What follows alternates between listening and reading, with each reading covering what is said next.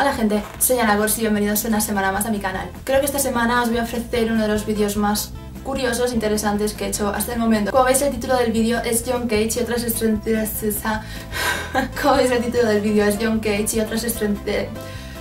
Ana, por favor, aprendí a hablar. Vamos a ensayar antes, ¿no? A ver. Como podéis ver, el título del vídeo es John Cage y otras excentricidades musicales. Vale. Como podéis ver, el título del vídeo es John Cage y otras excentricidades musicales. Creo que en este vídeo, más que ningún otro, voy a estar mucho más en mi salsa, ya que os voy a contar algunas curiosidades musicales. Estas curiosidades tienen que ver las unas con las otras, al menos en algún punto, no como antiguas curiosidades que os contaba que eran una que no tenía nada que ver con otra. De repente se estaba hablando de manzanas y luego de iPods y luego de gritarle a un café, ¿no? Eso pasa en mi canal, o sea. El primero de lo que os voy a hablar es del órgano marino. El arquitecto Nikola Basic en el 2005 construyó en las costas de Croacia un panel de 60 metros de hormigón justo en la costa, ¿vale? Situado con la finalidad de que las olas rompieran contra él. El caso es que había colocado dentro de ese cemento, bajo el mar, 35 tubos de órganos reales. Esto lo que hace es funcionar como un órgano de verdad. El mar rompía contra esa placa de hormigón, lo cual hacía que el viento que estaba dentro de cada tubo saliera hacia afuera, haciendo cada uno un sonido distinto, ya que cada tubo de órgano era diferente. Eso da como efecto esto que estamos escuchando de fondo, lo cual creo que podría ser perfecto para una banda sonora de un thriller indie muy experimental. Lo siguiente de lo que os voy a hablar es de un compositor. Vete a la mierda. Estoy grabando un vídeo. Enviar. Como os decía, seguramente que todos conocéis al compositor de música clásica, Johann Sebastian Bach. Digo clásica porque realmente él no es un compositor clásico, es un compositor barroco. La música clásica es mal llamada clásica, ¿vale? Realmente es música académica, ese es el concepto correcto. Bach no podía hacer música clásica porque es preclásico, es barroco, que viene antes del clásico, justo antes. Ahora, por favor, deja de desvariar y cíñete al guión. Ah, no, calla, que no uso guión. Voy a volver a la línea principal del asunto, en la que os decía que todos conocéis a Bach, que es el compositor de música clásica, entre comillas. El asunto es que hay una cosa muy curiosa que no mucha gente sabe. El caso es que este conocido compositor tiene una obra que compuso en 1747, si mi memoria no falla, lo cual sería lógico que fallara porque, o sea, yo soy muy mala con las fechas. Probablemente yo me divorcié unas 6 veces a lo largo de mi vida por no acordarme de la fecha de aniversario. Bach hizo una composición súper sencilla, que se basaba solo en unos cuantos compases, pero tenía la particularidad de que se podía leer en todos los sentidos. Se podía partir la primera parte de la segunda y cambiar el orden, podía ponerse al revés, podían leerse juntas la primera y la segunda parte, creando una línea principal y el acompañamiento. Esa superposición que hacían creaba un conjunto armónico melódico guay, ¿sabes? O sea, era una obra súper sencilla para lo que solía hacer Bach, y creo que es de las cosas más originales que hay sobre esa época. Unos años más tarde, unos compatriotas suyos descubrieron una cosa llamada cinta Mobius, que se basaba en eso, en la cinta de Bach, que era una cosa redonda, es lo que estáis viendo ahora así en superposición conmigo,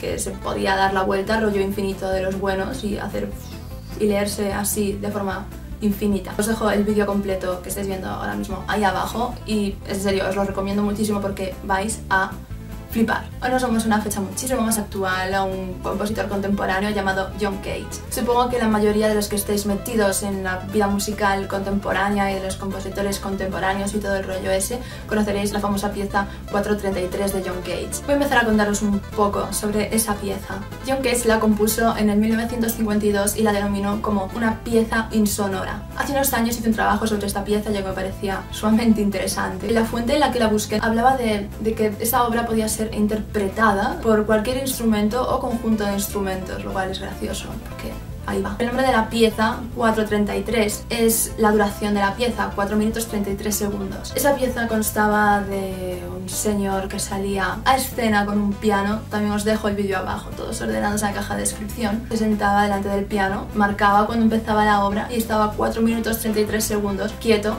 delante del piano sin hacer nada. Ahí os dejo la partitura. Todos silencios, lo gracioso es que tiene compás y todo, pero bueno, supongo que si no tienes un cronómetro tienes que contar bastante bien todo, ¿no? Los silencios, tener en cuenta el compás y todo el rollo. Esta pieza se divide en 3 movimientos, sí, se divide en 3 movimientos, quiero que lo tengáis presente. Y aquí os dejo un poco la estructura de estos.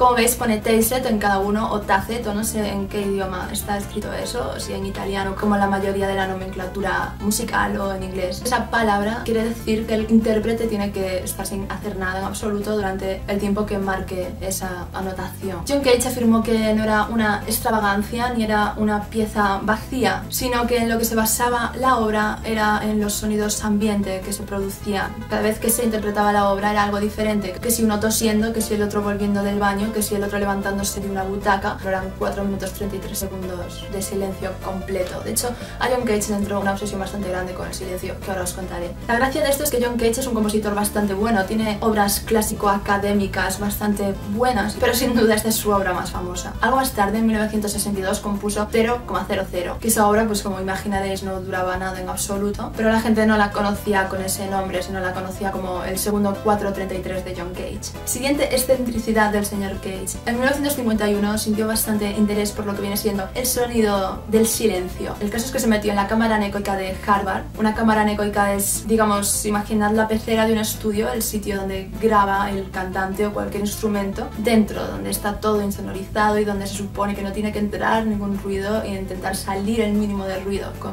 paneles absorbentes y todo el rollo. Pues en esa cámara de Harvard habían materiales extremadamente absorbentes para el sonido. No se oía nada en absoluto, quiero decir, ni siquiera se oía ruido ambiente porque no había ruido ambiente. El rollo es que John Cage fue allí para poder experimentar lo que él denominó literalmente como silencio total. Salió de allí algo decepcionado, ya que mientras John estaba allí intentando escuchar el silencio, por así decirlo, no dejaba de oír tanto su sistema nervioso como el latir de su corazón, su riego sanguíneo, y por eso determinó que los seres humanos, mientras viven, no pueden disfrutar del silencio. Y ya para terminar, vamos a seguir hablando de John Cage y su pieza aparentemente eterna. Voy a leeros una noticia que encontré del 2007 sobre el cambio de acorde en esta pieza. Este jueves un acorde compuesto por un La, un Do y un Fa sostenido ha sustituido el acorde compuesto por un Sol sostenido y un Si tocado desde el 2 de febrero de 2003. 2 Mi y una octava de intervalo están siendo tocados desde julio de 2004 y seguirán hasta el 5 de mayo. Las teclas del órgano son mantenidas en las notas con pesos durante la duración necesaria. El próximo cambio de notas, al menos que intervenga el músico que interpreta la obra, tendrá lugar en 2008.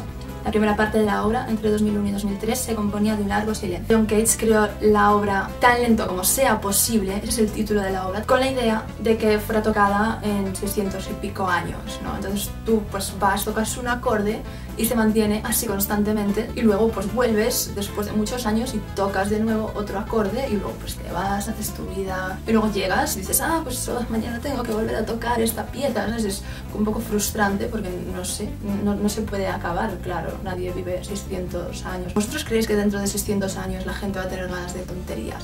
Yo creo que sí, ¿no? Que va a tener más ganas de tonterías que actualmente. Y bien, esto ha sido todo, espero que os haya gustado. Y también os dejo todas mis redes sociales, como siempre, echadle un ojo. Suscribíos por ahí donde pone suscribirse, pues ahí. Y muchas gracias por ver el vídeo. Nos vemos la semana que viene. Un saludo.